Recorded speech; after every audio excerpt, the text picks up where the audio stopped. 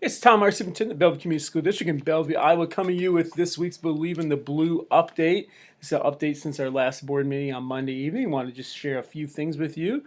We had some resignations to approve. Emily Jorgensen from English and Language Arts, Elena Bramer from Spanish, Chris Dockham from Vocal Music, and then Brent Rowling retiring as a bus driver that way. Approved recommendations to hire, we actually had a couple of those for English. We had Natalie Vernon and Rebecca Leahy for English. Preschool, we had Trisha Pickett, who will move from 3-year-old preschool to 4-year-old preschool based on need, and Micah Klinker's resignation at the last meeting based on a family move. Summer help, we approved Rebecca Schrader, Kaylee Miller, and Tammy Kilberg there. Tammy worked here last year, but just information that way. Then a volunteer, Rebecca Schrader also. We had a comic curriculum last on Monday evening, and the visitors for that were the FBLA group, and some students who were there for that were Allison Wright, Miranda Bush, Kyle Gunther, Toby Giesman, Claire Dunn, Sam Dunn, Ann Dunn, Zach Rader, and then their instructor, Tracy Weber, who was actually recognized statewide for the group that way. The FBLA students presented about what they're going to be doing at the national convention. All those students qualified for the national convention in San Antonio, which is in late June, and they'll June 28th through July 3rd, actually.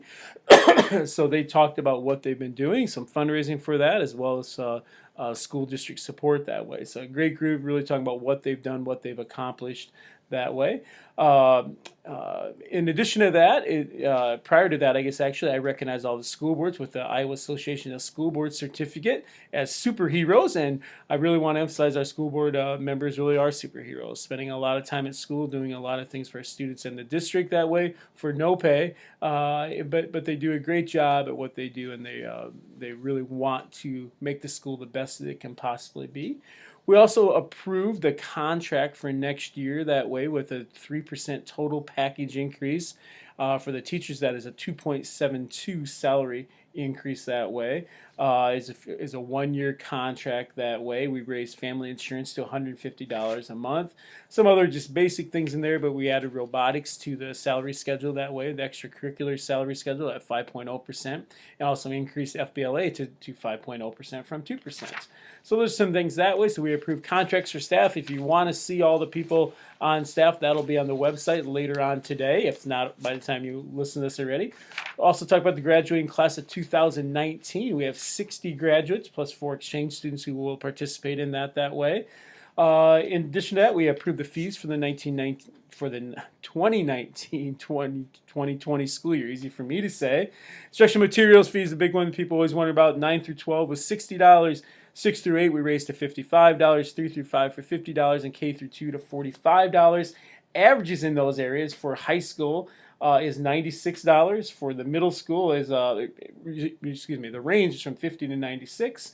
The range for the middle school is 50 to 75. Elementary range for grades 4 through 6 is 45 to 78. I don't know how somebody comes up with 78. And then PK through 3 range is 40 to 78 that way. So we are right in the lower part of that range, in all honesty. Also recognize our nutrition prices. There are certain things we have to do with that. A couple things that highlights there. Student K through 5 lunch is $2.70 a day, while 6 through 12 lunch is $2.75. Student breakfast is $1.70 that way. So those are some things that way. Also in the notes, there will be a compilation of data that way from fiscal year 2010, what we've charged for all those areas and some other areas as well. Facilities update, we talked about the elementary roof. We are gaining quotes on that roof right now to do a short-term fix, 10 to 15-year fix, actually about a 15-year fix or a longer fix that way.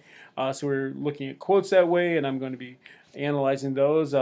We had a leak in there. We actually sucked up about 15 gallons of water a couple of weeks ago that way. That's been an ongoing thing. We've patched it, and it's time now to fully do something with it and replace some materials up there that way.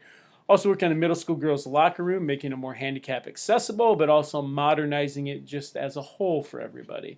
And also we're going to be sealing the parking lot and restriping it at no extra charge based on some cracks that appeared in it that way. So that will be happening sometime this summer before school starts in August, which is August 23rd. Also, the board scheduled a superintendent's evaluation for the June meeting that way, so coming up that way.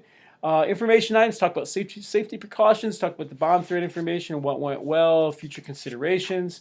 overall, things went very well. People were very pleased with how things were handled.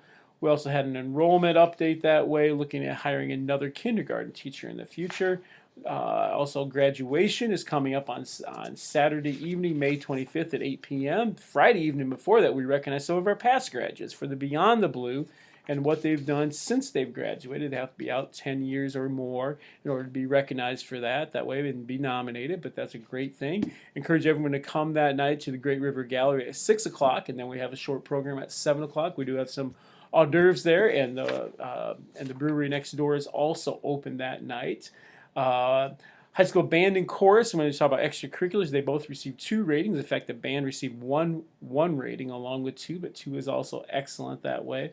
That was at Tipton. The high school boys won the conference track meet by over 50 points and then won the state qualified meet by 36 or 38 points that way. So we have 17 students going to state track that way, which is an outstanding thing for our students as a whole and accomplishments they've had. Soccer team combined with Marquette Catholic is also doing very well this year. They start district play next week.